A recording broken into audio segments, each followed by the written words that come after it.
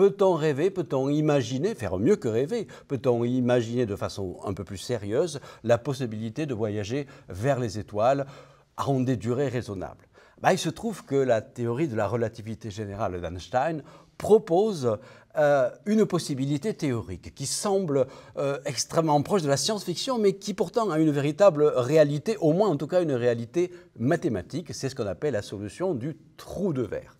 Bon, on se souvient, les trous noirs. Les trous noirs, c'est le résultat de la contraction gravitationnelle d'une étoile, par exemple de la matière qui se contracte et qui forme un véritable puits dans le tissu élastique de l'espace et du temps. Qu'est-ce qu'il y a au fond du puits? Dans la solution la plus simple, le fond du puits est bouché.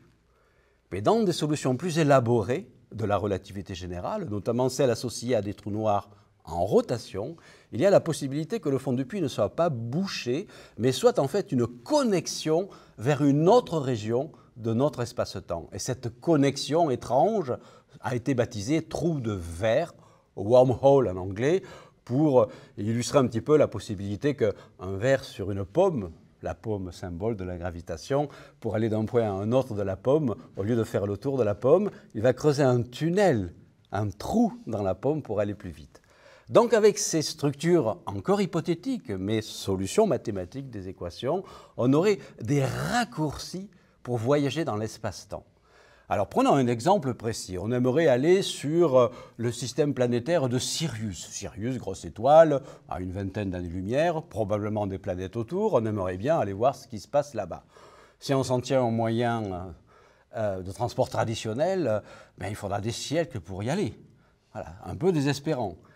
Imaginons qu'il puisse y avoir des trous de verre et que ces trous de verre soient traversables sans difficulté, ce qui soulève effectivement quelques questions théoriques complexes. Donc il y aurait une sorte de porte des étoiles, c'est-à-dire un trou noir dans les parages du système solaire dans lesquels nous pourrions rentrer avec un vaisseau spatial. Le vaisseau spatial pourrait emprunter ce raccourci de l'espace-temps et sortir par une sorte de symétrique d'un trou noir qu'on appelle une fontaine blanche, sortir du côté de Sirius. Et quand on calcule le temps de trajet, on a la stupéfaction de s'apercevoir qu'on peut faire le voyage en 1 heure.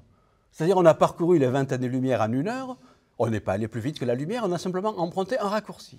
Voilà. Alors, cette possibilité a fasciné évidemment les écrivains et les auteurs de science-fiction, mais a fasciné encore davantage les physiciens qui se disent mais peut-être finalement que la nature réalise ces structures extraordinaires qui nous permettraient de voyager d'un bout à l'autre dans l'univers et non seulement de se rendre peut-être un jour vers les étoiles de notre galaxie, mais même carrément sortir de notre galaxie et explorer l'univers tout entier.